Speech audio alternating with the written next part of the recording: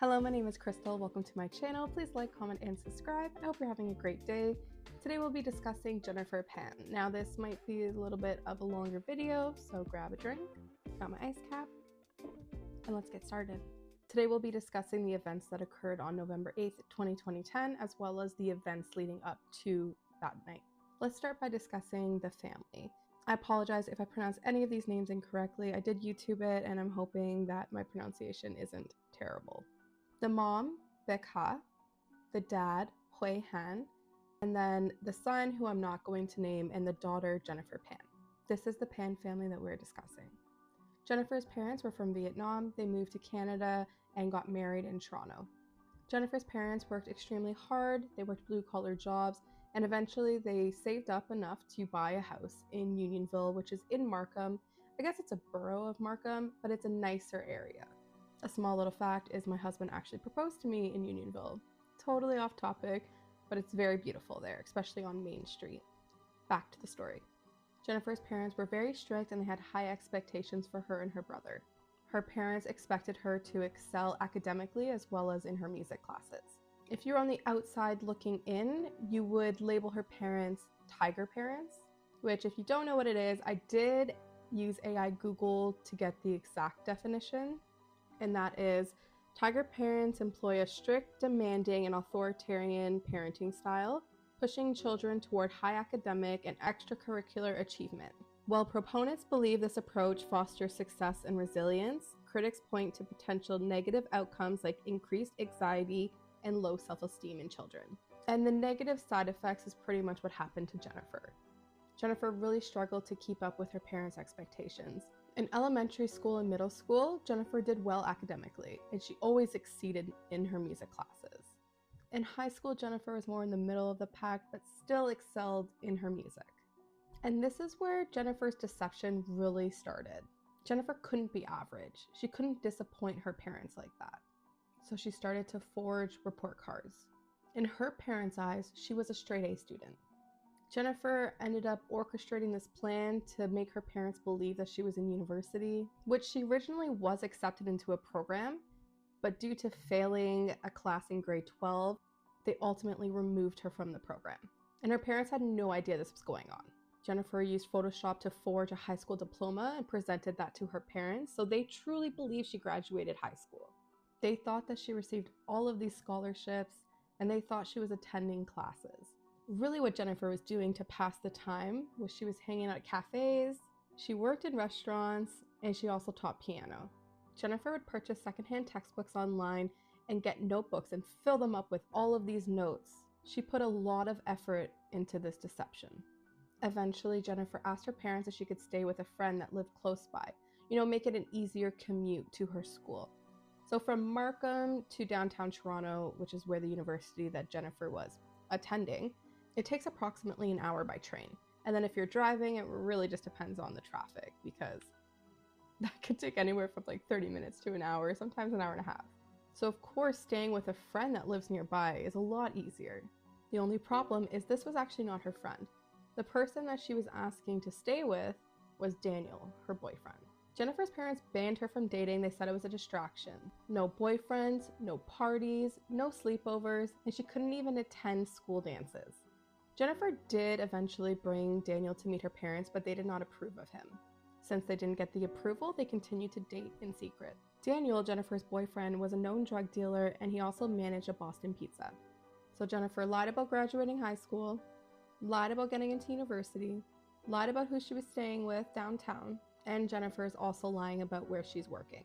Jennifer told her parents that she was volunteering at Sick Kids Hospital, which is a hospital for sick kids. Her mom became suspicious after realizing that Jennifer didn't have a hospital badge. And one day, her mom decided to follow her to work, which we know is not at the hospital. Her mom found out. She was outraged. She told her father. Her dad wanted to kick her out of the house, but her mom really wanted to give her a second chance. Her mom wanted Jennifer to make it right. At this point, Jennifer's parents really started to unravel all the lies. So Jennifer went back to high school. She got her diploma, and then her parents pushed her to pursue university, to start applying.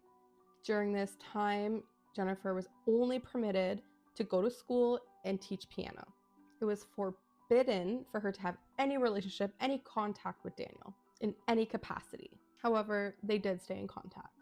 But Daniel really grew tired of Jennifer's parents' strict rules and the restrictions, and it led to the end of Jennifer and Daniel's relationship.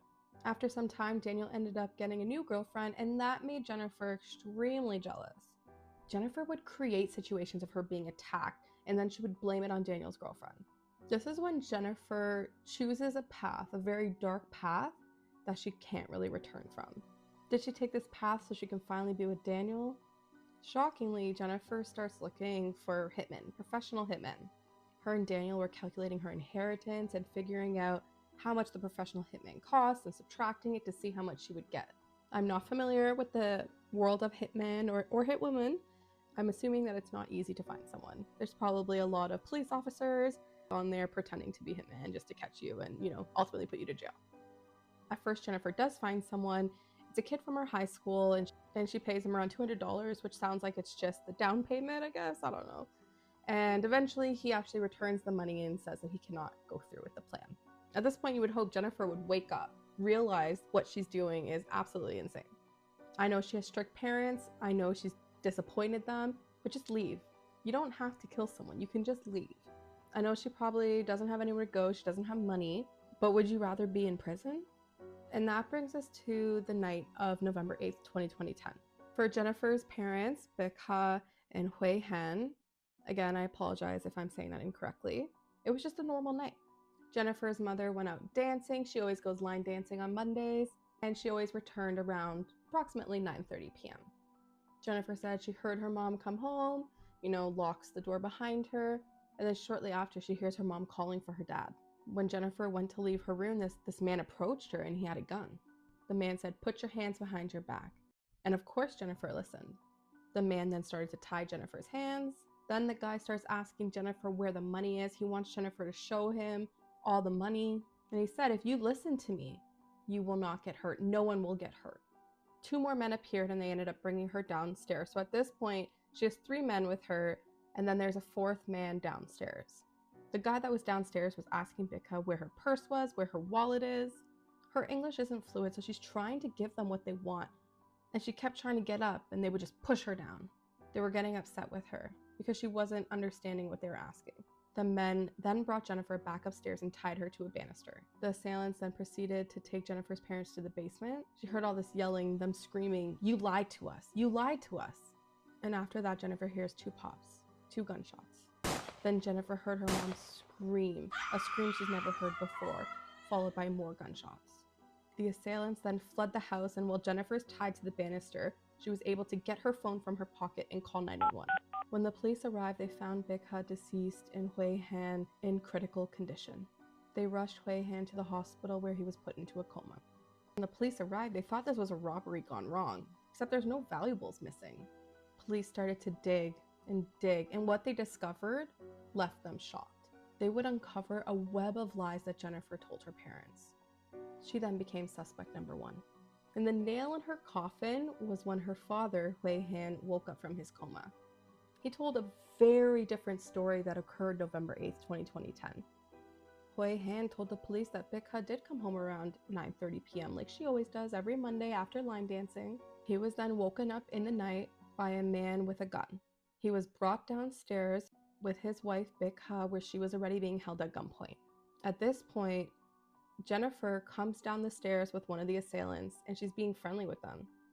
She's not tied up, she's not in distress, and it sounds like before Jennifer came down the stairs, Becca was pleading for her life, begging for her life, and begging that they do not hurt her daughter, and then they shot her. They killed her. When Jennifer came down the stairs, her dad was getting pistol whipped. Can you imagine? You just witnessed your wife being shot, and then you see your daughter whispering and being friendly with these murderers? Hui Han was then shot, and the assailants did flee the scene. At this point, the police knew that Jennifer was lying. They also know that Jennifer went downstairs after her mom returned and unlocked the door to let them in. They knew Jennifer was involved in the murder of her mother and the attempted murder of her father. Police could see the nervousness in Jennifer, and they just had to find the cracks in her story. In Canada, the police are allowed to use deceptive tactics, such as lying during an interrogation. Of course, as long as it doesn't violate the suspect's rights, and they can't be coercive. And the police used this tactic during their interrogation with Jennifer. They told her that satellites could see the positioning of where people were and that they knew that she was lying about her role. They were saying that they knew she wasn't tied to the banister, they knew she was downstairs. In the interrogation, she gets very quiet and she just puts her head in her hands. You can tell that she's trying to think of a way out of the situation. When she does finally speak, she says, "It was supposed to be me. They were supposed to take me." She's saying that she hired these hitmen to kill her, not her parents. But when the police get a warrant and obtain her phone, the truth really comes to light. The text between Daniel and Jennifer shows that she really orchestrated this plan, and Daniel put all the pieces in place. Jennifer thought if her parents were gone, she could be with Daniel. She could have this fairy tale relationship with him. Even though Daniel was in another relationship, and Daniel kept expressing how Jennifer felt for him is how he felt for his girlfriend. This entire story is very sad, but when Hui Han told the police that Bika's last words were "don't hurt my daughter," my heart just shattered. It's so heartbreaking to know that she's dead because of her daughter. Jennifer, Daniel, and the 3 other men were charged for first-degree murder and sentenced to life in prison with a chance of parole after 25 years. Hui Han was left blinded from his injuries and was granted a lifetime no-contact order against his daughter Jennifer. Jennifer's brother also filed a restraining order, and that was granted. Jennifer is banned from contacting Daniel, so she really lost everything. Jennifer thought this plan would lead her to Daniel, when now the outcome is that she's sitting in a jail cell, her mom is deceased, her father will not talk to her, her brother will not talk to her, and she can't talk to Daniel, so she lost everything. She really thought she had this master plan that would give her everything she wanted, and I'm so happy that she has nothing. One of the assailants actually died in his jail cell in 2018, which leaves Daniel, Jennifer, and the 2 other men still behind bars today. Now, there's no excuse for Jennifer's behavior. I can understand that it's hard having parents that are very strict and demanding, but no one deserves to lose their life because of it. That's all I have for you today. I hope you have a great day. Bye.